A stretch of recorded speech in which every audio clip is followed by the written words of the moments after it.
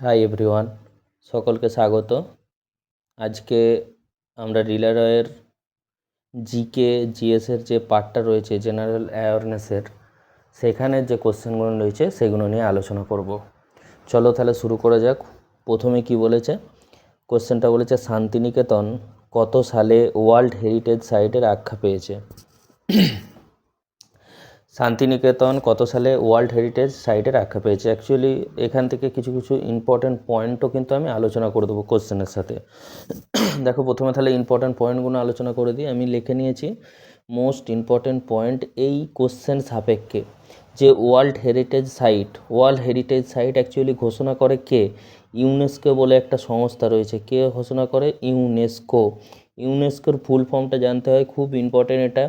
Full form কী আছে? United Nations educational scientific and cultural organisation. এটা কিন্তু ভেরি ভেরি ইম্পর্টেন্ট, অনেক পরীক্ষাতেই কিন্তু এসেছে। এর এস্টাবলিশ প্রতিষ্ঠা কত সালে করা হয়েছে? 16ই নভেম্বর 1945। এই পয়েন্টগুলো এই কোশ্চেন আলোচনার সঙ্গে সঙ্গে কিন্তু টুকে রেখে দেবে, এগুলো ভেরি ভেরি ইম্পর্টেন্ট। এর হেডকোয়ার্টার বা সদর দপ্তর কোথায় অবস্থিত? প্যারিস, ফ্রান্সে অবস্থিত সদর দপ্তর। ভারতের ওয়ার্ল্ড হেরিটেজ সাইট নিয়ে কিছু আলোচনা করে দিই, যেগুলো খুব ইম্পর্টেন্ট। ভারতের টোটাল ওয়ার্ল্ড হেরিটেজ সাইটের সংখ্যা আছে 44টি। তার মধ্যে কালচারাল হেরিটেজ সাইট আছে 36টি, ন্যাচারাল আছে 7টা, মিক্সড আছে 1টা। এবার পরীক্ষায় কোশ্চেন আসার সম্ভাবনা সবসময় মিক্স থেকে আসারই সম্ভাবনা, যেহেতু এখানে একটা রয়েছে। ভারতের একমাত্র মিক্সড হেরিটেজ সাইট কোনটা? কাঞ্চনজঙ্ঘা ন্যাশনাল পার্ক, যেটা কোথায় অবস্থিত? সিকিমে অবস্থিত। এবার এ থেকে আরও কিছু পয়েন্ট আমরা আলোচনা করে নেব। সবচেয়ে বেশি সংখ্যক হেরিটেজ সাইট কোথায় আছে? না, মহারাষ্ট্রে। ভারতের প্রথম ওয়ার্ল্ড হেরিটেজ সাইটগুলোর কী কী নাম আছে দেখো। যেটা 1983 সালে প্রথম ভারতের ওয়ার্ল্ড হেরিটেজ সাইট যেগুলোকে ঘোষণা করা হয়েছিল, এক হচ্ছে তাজমহল, অজন্তা কেভ, ইলোরা কেভস, আর একটা হচ্ছে আগ্রা ফোর্ট। এবার কোশ্চেনটা ছিল শান্তিনিকেতন কত সালে ওয়ার্ল্ড হেরিটেজ সাইটে তকমা পায়? শান্তিনিকেতন পেয়েছিল 2023 সালে। শান্তিনিকেতনটা কোথায় অবস্থিত? বীরভূম ডিস্ট্রিক্টে অবস্থিত, এটা কিন্তু মনে রাখতে হবে। এর সঙ্গেও সুন্দরবন যে আমাদের রয়েছে, ওয়েস্ট বেঙ্গলের সুন্দরবন ন্যাশনাল পার্ক বা সুন্দরবন, তাকে 1987 সালে কিন্তু ন্যাচারাল ওয়ার্ল্ড হেরিটেজ সাইটের তকমা দেওয়া হয়েছিল। সুন্দরবন কি একটা ন্যাচারাল ওয়ার্ল্ড হেরিটেজ সাইট। এই জিনিসগুলো কিন্তু মনে রাখতে হবে, খুবই ইম্পর্টেন্ট। তাহলে প্রথম কোশ্চেনের অ্যান্সারটা আমরা কি দেখব? প্রথম কোশ্চেনের অ্যান্সারটা হচ্ছে শান্তিনিকেতন কত সালে ওয়ার্ল্ড হেরিটেজ সাইটের আখ্যা পেয়েছে বা তকমা পেয়েছে? That is 2023। খুব ইম্পর্টেন্ট। পরের অঙ্কটা কি বলেছে? অঙ্ক বলছি, জিএস অঙ্ক করে আমার মনে হচ্ছে অঙ্কই। সাইকলা ভ্রূণের কোন স্তর থেকে উৎপন্ন হয়? এক্টোডার্ম, এন্ডোডার্ম, মেসোডার্ম না ব্লাস্টোসিস? অ্যাকচুয়ালি সাইকলা কোথা থেকে উৎপন্ন হয়? এক্টোডার্ম থেকে উৎপন্ন হয়। অ্যান্সারটা হবে এক্টোডার্ম। তো তার সঙ্গে আমি এন্ডোডার্ম আর মেসোডার্ম থেকে কি উৎপন্ন হয় সেটাও কিন্তু জানবো। অ্যান্সার হচ্ছে এক্টোডার্ম। আমি বললাম এই কোশ্চেন রিলেটেড যেগুলো ইম্পর্ট্যান্ট আছে সেগুলো কিন্তু আমি আলোচনা করে দেবো। দেখো, এক্টোডার্ম থেকে কি কি উৎপন্ন হয়? এক্টোডার্ম নার্ভাস সিস্টেমে যা রয়েছে সেগুলো ব্রেন, স্পাইনাল কর্ড, স্কিনের সেলও কিন্তু এক্টোডার্ম থেকে উৎপন্ন হয়। এবার মেসোডার্ম থেকে কি কি উৎপন্ন হয় এগুলো মনে রাখতে হবে, ভেরি ভেরি ইম্পর্টেন্ট। এখানে কোশ্চেন আসে কিন্তু মাসেল, বোন মানে হাড়, ব্লাড রক্ত, হার্ট মানে আমাদের হার্টে যে মাসেলগুলো রয়েছে সেগুলো কিন্তু মেসোডার্ম থেকে উৎপন্ন হয়। আর এন্ডোডার্ম হচ্ছে ডাইজেস্টিভ ট্র্যাক্ট, অর্থাৎ আমাদের যে খাদ্য নালী তার রিলেটেড যে সেলগুলো দিয়ে তৈরি হয় সেটা হচ্ছে এন্ডোডার্ম থেকে উৎপন্ন হয়। লাংসের সেল, লিভার, এগুলো হচ্ছে এন্ডোডার্ম থেকে উৎপন্ন হয়। এই পয়েন্টগুলো কিন্তু মনে রাখতে হবে, ভেরি ভেরি ইম্পর্টেন্ট পয়েন্ট এইগুলো।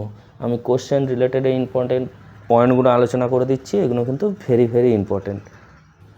তাহলে আমরা 2 নম্বরের অ্যান্সারটা পেয়ে গেলাম, এক্টোডার্ম। বলছে পশ্চিমবঙ্গের কোন জেলা মানব সম্পদ সূচকে সর্বাধিক স্তরে উন্নীত হয়েছে? মানব সম্পদ সূচকে সর্বাধিক স্তরে উন্নীত হয়েছে, অ্যান্সার হচ্ছে এখানে কলকাতা।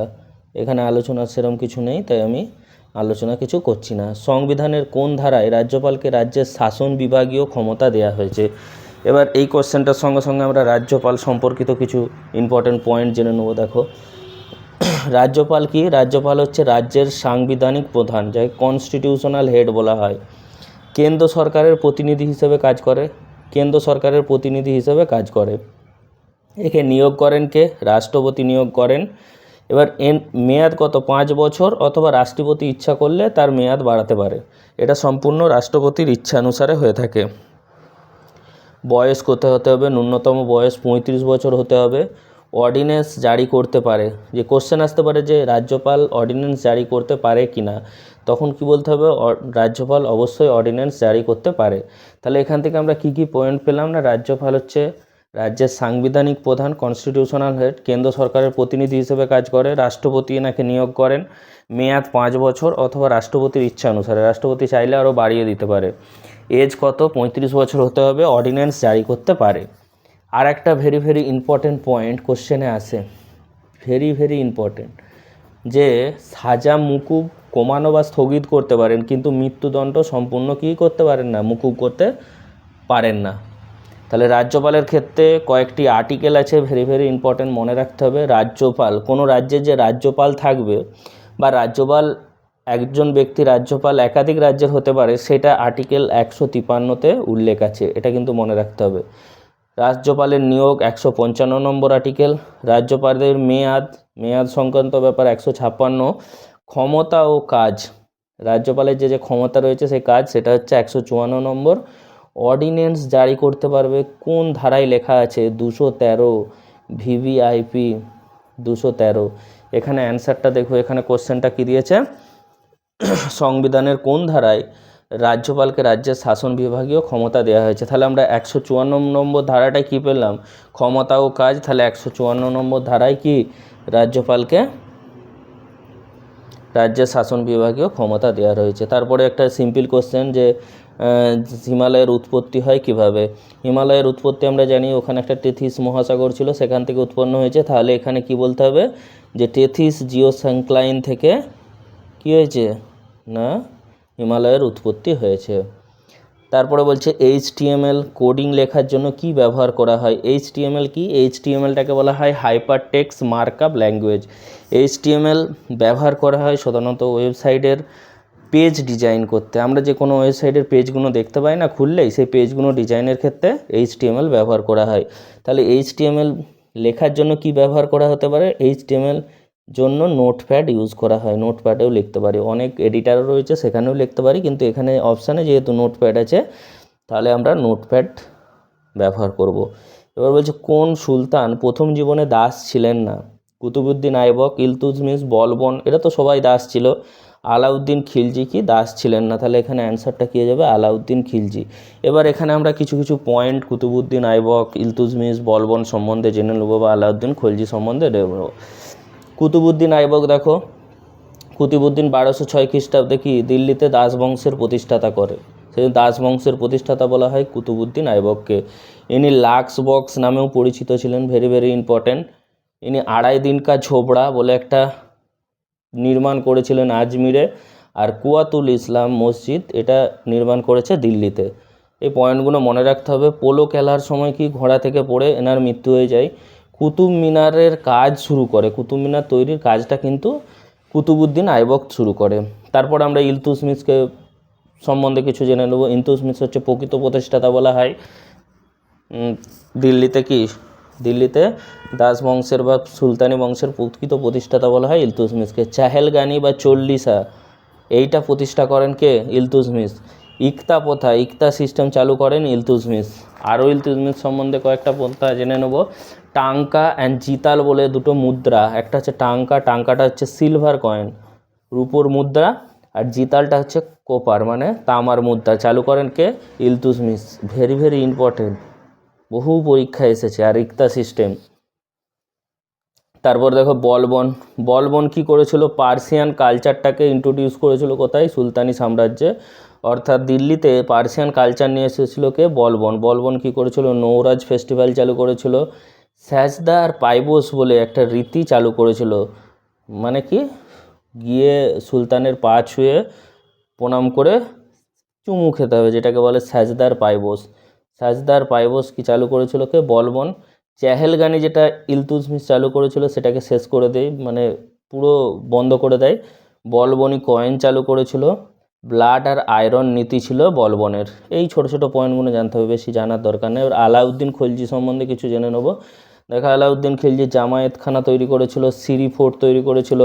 তার সময়ে ঘারাই আর চারাই বলে একটা ট্যাক্স চালু ছিল। ঘারাই ট্যাক্সটা কি, ঘর বাড়ির জন্য নিত। চারাইটা হচ্ছে গৃহপালিত পশু চাষ করার ক্ষেত্রে চারাই ট্যাক্স নিয়ে আসতো। দাগ আর হুলিয়া প্রথা চালু করেছিল। ফার্স্ট আর্মি সেনাবাহিনীকে রিফর্ম করেছিল কিন্তু আলাউদ্দিন খলজি। আলাউদ্দিন খলজিকে সিকান্দারে শাহী বলা হয়। অর্থনৈতিক সংস্কার করেছিল, ইকোনমিক্যাল রিফর্মস। এই কটা পয়েন্ট জানলেই হয়। এইটা খুব ভেরি ভেরি ইম্পর্টেন্ট যে অর্থনৈতিক সংস্কারটা কে চালু করেছিল, that is Alauddin Khalji.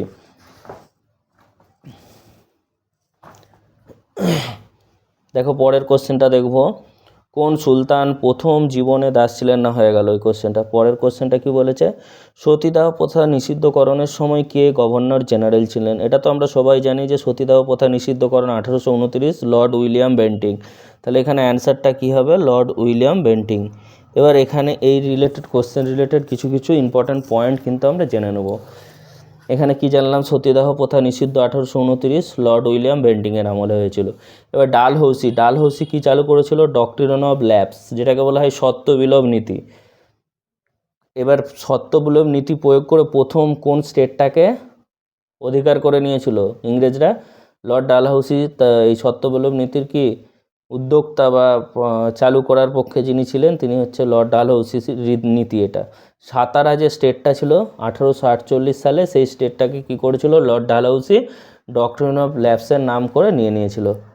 First railway চালু করেছিল। রেলওয়ে কোথা থেকে কোথায় চালু হয়েছিল, মুম্বাই টু থানে, 34 কিলোমিটার ছিল পথটা, 1853 সাল, মনে রাখতে হবে এটা। এই জন্যে নাকি কী বলা হয়, father of railway in India. Railway সার্ভিসের জনক বলা হয় লর্ড ডালহৌসিকে ভারতে। পিডব্লিউ ডিপার্টমেন্ট চালু করেছিল, public works department. Postal system চালু করেছিল। First telegraph line Kolkata to Agra চালু করেছিল। এই কটা পয়েন্ট কিন্তু জানতে হবে। তারপরে জানবো আমরা লর্ড ক্যানিং সম্বন্ধে। লর্ড ক্যানিংয়ের সময় কী হয়েছিল, প্রথম ভাইসরয় ছিল লর্ড ক্যানিং। 1857 সালের বিদ্রোহতার সময় হয়েছিল। ইন্ডিয়ান পেনাল কোড তৈরি করেছিল। উইডো রিম্যারেজ অ্যাক্ট 1856 লর্ড ক্যানিংয়ের আমলেই চালু হয়েছিল। ডক্ট্রিন অফ ল্যাপসকে বন্ধ করে দিয়েছিল। লর্ড ডালহৌসি যে চালু করেছিল সত্য বিলোপ নীতি, সেটা বন্ধ করে দিয়েছিল। ক্যালকাটা, মাদ্রাস, মুম্বাই ইউনিভার্সিটি তার সময়ে প্রতিষ্ঠা হয় 1857। এই কটা পয়েন্ট কিন্তু লর্ড ক্যানিং সম্বন্ধে জানতে হবে। আর কে আছে, ওয়ারেন হেস্টিং। ওয়ারেন হেস্টিংকে বলা হয় father of judicial service in India, মনে রাখতে হবে। তার সময়ে এশিয়াটিক সোসাইটি এস্টাবলিশ হয়েছিল 1784। এশিয়াটিক সোসাইটি প্রতিষ্ঠা হয়েছিল। First governor general of Bengal, বাংলার প্রথম গভর্নর জেনারেল বলা হয় ওয়ারেন হেস্টিংকে, মানে ছিলেন Warren Hastings. Supreme court in Calcutta, ক্যালকাটাতে সুপ্রিম কোর্ট প্রতিষ্ঠা হয়েছিল 1774। রেগুলেটিং অ্যাক্ট 1773 অনুসারে, তাহলে ওয়ারেন হেস্টিংয়ের আমলে হয়েছিল। এই কটা পয়েন্ট একটু জেনে রাখতে হবে। এইভাবে কোশ্চেনগুলো আলোচনা করলে তবে আমরা কিন্তু অনেক কোশ্চেন কভার করতে পারবো। তারপরে কোশ্চেনটা কি বলেছে, ব্লক পর্যায়ে স্বায়ত্তশাসনমূলক প্রতিষ্ঠান কোনটি? ব্লক পর্যায়ে কি আছে, পঞ্চায়েত সমিতি আছে, গ্রাম পঞ্চায়েত, পঞ্চায়েত সমিতি, তারপরে জেলা পরিষদ। তাহলে ব্লক পর্যায়ে হচ্ছে পঞ্চায়েত সমিতি, গ্রাম পঞ্চায়েত, আর ব্লক পর্যায়ে পঞ্চায়েত সমিতি, এটা মাথায় রাখতে হবে। চায়নাম্যান কথাটি কোন খেলার সঙ্গে যুক্ত? চায়নাম্যান কথাটি হচ্ছে ক্রিকেটের সঙ্গে যুক্ত। চায়নাম্যান যে কথাটি ক্রিকেটের সঙ্গে যুক্ত। এবার আমরা কিছু কিছু ওয়ার্ড জেনে নেব যেগুলো খেলার সঙ্গে যুক্ত। যেমন ফুটবলের সঙ্গে যুক্ত কী কী আছে, কিক, গোল, হেড, ডিফেন্ডার, ড্রিবেল, রিবাউন্ড। এই ওয়ার্ডটা ভালো করে মনে রাখবে, এটা অনেক সময় চলে আসে। ড্রিবেল ফুটবলের সঙ্গে জড়িত। ক্রিকেটে আমরা কম বেশি সবাই জানি googly, leg before wicket, wide ball, follow on, over, pull shot, crease, pavilion, gully, cover, mid on. এইটা ভালো করে জানবে, প্যাভিলিয়নটা অনেক সময় আসে। হকির ক্ষেত্রে বুলি বলে একটা শব্দ আছে, খুব ইম্পর্ট্যান্ট। বক্সিংয়ের রিং, জ্যাব, হুক, এই তিনটেও জানলেই হবে মোটামুটি। এইভাবে কি করব আমরা কোশ্চেনগুলো আলোচনা করতে গিয়ে কোশ্চেন সম্বন্ধে যেসব ইম্পর্টেন্ট পয়েন্ট আছে সেগুলো একটু করে ঝালিয়ে নিচ্ছি। হারেলি উৎসব ভারতের কোন রাজ্যে পালন করা হয়? হারেলি উৎসব ভারতের কোন রাজ্যে পালন করা হয়? হারেলি উৎসব ছত্তিশগড়, আমরা জানি। হারেলি উৎসবটা কোথায়? ছত্তিশগড়ে পালন করা হয়। এবার আমরা অন্যান্য যে রাজ্যগুলো দেওয়া আছে তার সম্বন্ধে কিছু কিছু ফেস্টিভ্যাল জেনে নেবো। দেখো রাজস্থানে গ্যাঙ্গুর ফেস্টিভ্যাল, ডেজার্স ফেস্টিভ্যাল খুব ইম্পর্টেন্ট। কেরালাতে ওনাম ভীষণ ইম্পর্টেন্ট, ওনাম ফেস্টিভ্যাল। আর বিশু এখানে নববর্ষের উৎসব এটাকে বলা হয়। কেরালের নববর্ষের উৎসব কি অনেক সময় আসে, এটাকে বলা হয় বিশু উৎসব। আর থেয়াম অন্ধ্রপ্রদেশের উগাদিও নববর্ষের উৎসব। অন্ধ্রপ্রদেশের নববর্ষের উৎসব আমাদের যেমন পয়লা বৈশাখ, ওদের নববর্ষের উৎসব হচ্ছে উগাদি অন্ধ্রপ্রদেশের। এই কটা পয়েন্ট একটু জেনে নেওয়া ভালো। তারপরে কি আছে, বাস্তুতন্ত্রের শক্তির মূল উৎস আমরা ছোটোবেলা থেকেই পড়ে আসছি, সূর্যালোক। 2025 সালে ভারতের কোন উদ্ভাবনটি আন্তর্জাতিক স্বীকৃতি পায়? এখানে অ্যান্সারটা হবে এআই বেস চ্যাট জিপিটি বলছি, কিসি জিপিটি। আমরা যেমন এআই মডেল পেয়েছি চ্যাট জিপিটি, সেরকম এআই বেসড কৃষি পূর্বাভাস ব্যবস্থা, দ্যাট ইজ কিসি জিপিটি। পরের কোশ্চেনটা দেখব, বর্তমানে আকার অনুযায়ী বিশ্বের দরবারে ভারতের স্থান কত? অর্থনীতির আকার অনুযায়ী চতুর্থ ধরব। তৃতীয় হচ্ছে ক্রয় ক্ষমতা অনুসারে ভারতের যে স্থান সেটা হচ্ছে তৃতীয়, কিন্তু জিডিপি নমিনাল জিডিপি ধরলে সেই অনুসারে ভারতের স্থান হচ্ছে এখন অবধি চতুর্থ। তস্কর গান, পরের অংশটা দেবো, তস্কর গান কোন জেলার লোকশিল্পের অংশ? দ্যাট ইজ নদিয়া জেলার লোকশিল্পের অংশ। নারীদের বিরুদ্ধে গৃহ সহিংসতা প্রতিরোধে কোন আইন কার্যকর করা হয়? দ্যাট ইজ PWD-VA আইন। এইটা হচ্ছে 2005 সালে চালু করা হয়, যে মহিলাদের ওপর ডোমেস্টিক ভায়োলেন্স, তারপর এই পণ সংক্রান্ত এইসব বিষয়ে এই আইনটা প্রচলন করা হয়, যাতে গৃহ সহিংসতা ডোমেস্টিক ভায়োলেন্সের বিরুদ্ধে এই আইনটা প্রচলন করা হয়। নতুন জাতীয় শিক্ষানীতি NEP 2020 অনুসারে বিদ্যালয় শিক্ষার কাঠামোটা কি? এটা সবাই জানে, এতদিনে মুখস্থ হয়ে গেছে, 5334। এটা হচ্ছে জাতীয় শিক্ষানীতির কাঠামো। 41তম সর্বভারতীয় গভর্নর্স কাপ ফুটবল 2025 ফুটবল টুর্নামেন্টের শিরোপা কোন ক্লাব জিতেছে? এটা রাজস্থান ইউনাইটেড FC জিতেছে। আর এখানে রানার্স হয়েছে কে? রানার্স হয়েছে সার্ভিসেস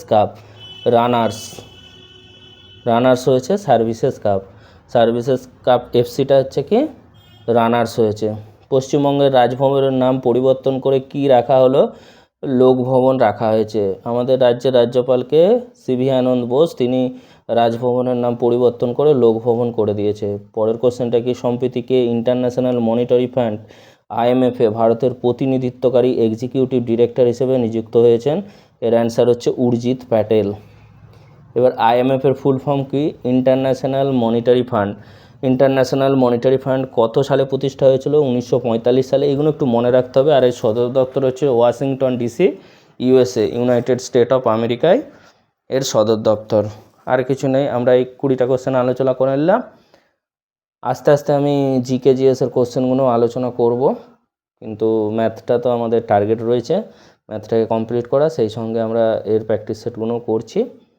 যদি ভালো লাগে অবশ্যই লাইক, শেয়ার, সাবস্ক্রাইব করে দিও। Thank you.